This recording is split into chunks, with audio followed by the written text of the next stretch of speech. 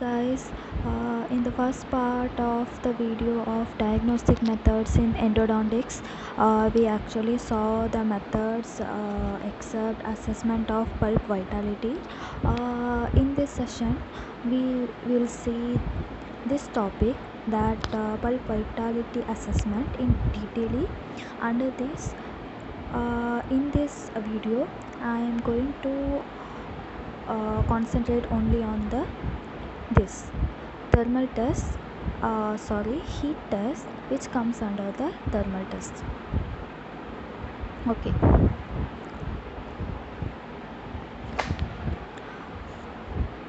thermal test, we actually have heat test and cold test.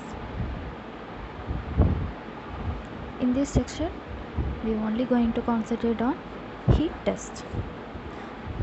So this is heat test, and heat test, it's the method used to check only the pulpitis, to determine only whether the pulp is normal or abnormal. It is not usually used to determine the vitality of the pulp. So it is not the test to determine, not means it cannot determine the vitality. It only determine whether the basic knowledge about the pulp as it's normal or abnormal. Okay, this heat test is a simple test where we uses heat to the tooth to determine the response. So the material used in this test are electric heat carrier, hot gatta bacha stick, hot water, hot burnisher, hot compound mean impression compound, so dry rubber polishing wheel. So normally we uses polishing cups which is made by rubber, so that creates a friction between this is polishing cup and this is tooth.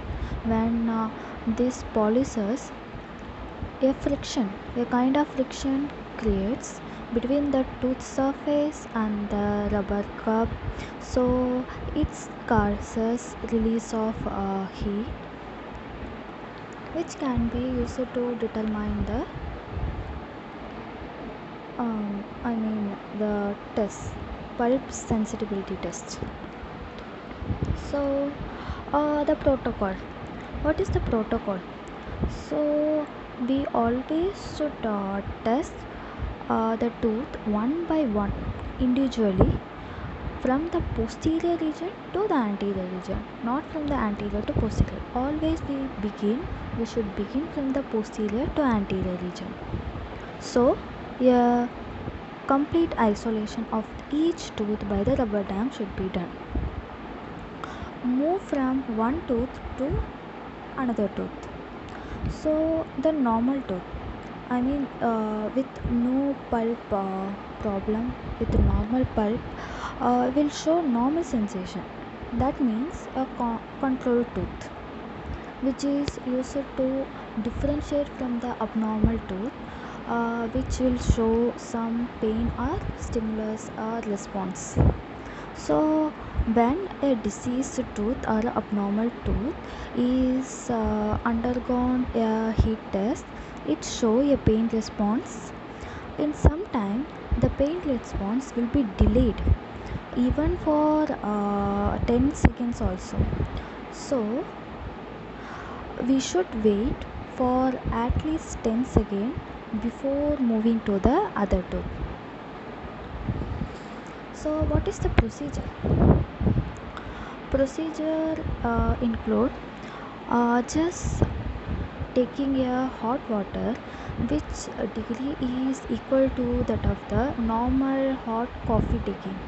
So we should load in the syringe and deliver to each tooth, as I said, by following the protocol one by one each tooth.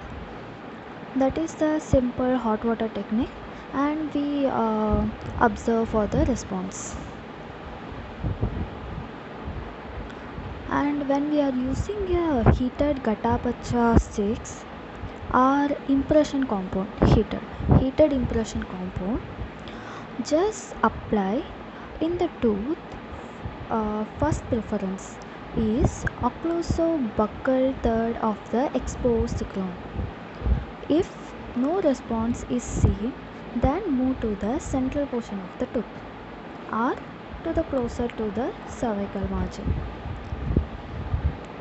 Then, if we notice a response, that means any response, the patient says that a paining or sensitivity, we should remove the heat immediately to take care to avoid prolonged application of the heat that could damage the tooth. So, mechanism, this is the mechanism. So, heat application for 5 seconds is cause vasodilation. When we apply heat, vessels get dilated. It will increase the intrapulpal pressure. When intrapulpal pressure is increased, there is always reduction in the neural excitation threshold. This causes immediate response, that is pain response in affected tooth. That means affected pulp, which indicate the irreversible pulpitis. If in normal healthy tooth, it causes normal response, that is same as the adjacent tooth, that is control tooth, a contralateral tooth. When there is no response to the heat, it indicates it's a non-vital tooth. Okay, hope you understand well. Next section is on the cold test. Okay, thank you.